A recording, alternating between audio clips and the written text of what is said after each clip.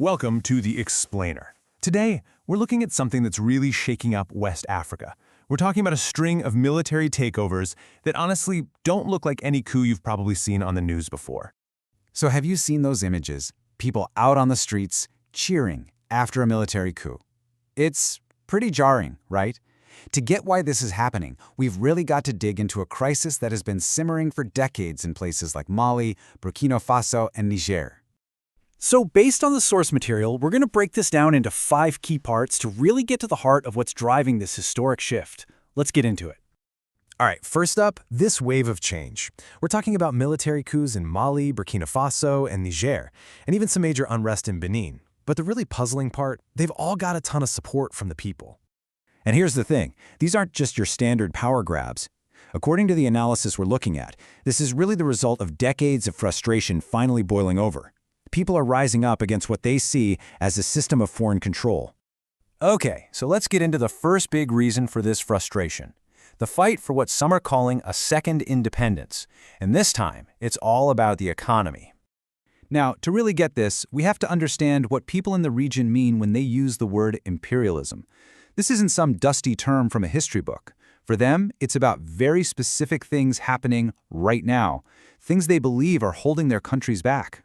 And that brings us to this idea of the French Colonial Pact. It's a term used to describe a whole system of French influence. Think about it. Control over the currency, a military presence, governments that seem to serve foreign interests, and, this is a big one, priority access to resources like uranium and gold. The argument is that this setup has just kept these nations from really profiting from their own wealth.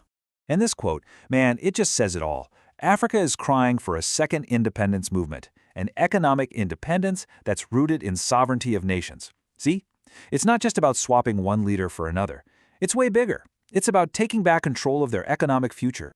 Okay, so if these economic issues have been around for so long, what was the final straw? What lit the fuse? Well, it all comes down to a total breakdown in security. And according to the analysis, this was no accident. Let's look at how this played out. Back in 2011, Gaddafi falls in Libya, and suddenly the whole region is flooded with weapons. Then, starting around 2013, French forces arrived to fight terrorism. But here's the kicker.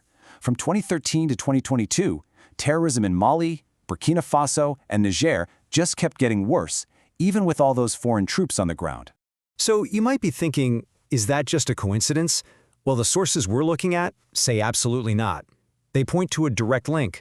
I mean, listen to this quote.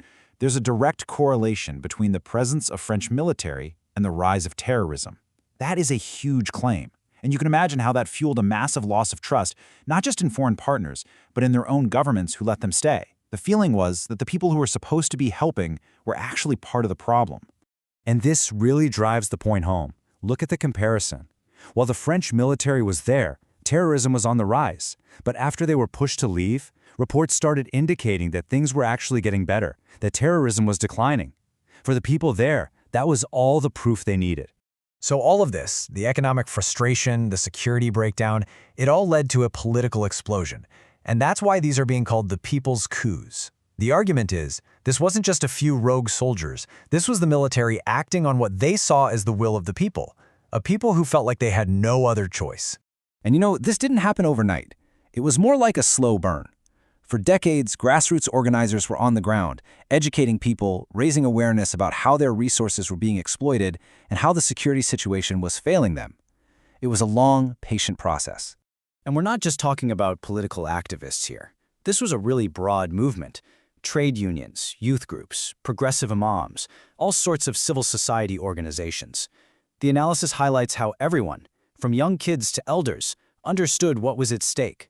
These organizers did the hard work, traveling from town to town, spreading the word. So, where does all this leave West Africa? What does it mean for the future?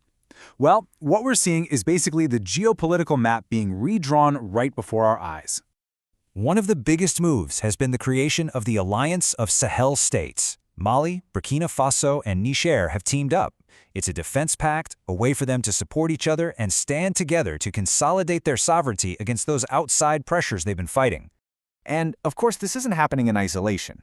As they turn away from traditional partners like France, these countries are looking elsewhere. They're exploring new models for development, And the analysis points out that some are looking towards partners like China as a possible alternative. And all of this leaves us with the big question, doesn't it? Is this a real dawn of African sovereignty, or will we just see one sphere of influence get replaced by another? It's a complicated struggle for sure.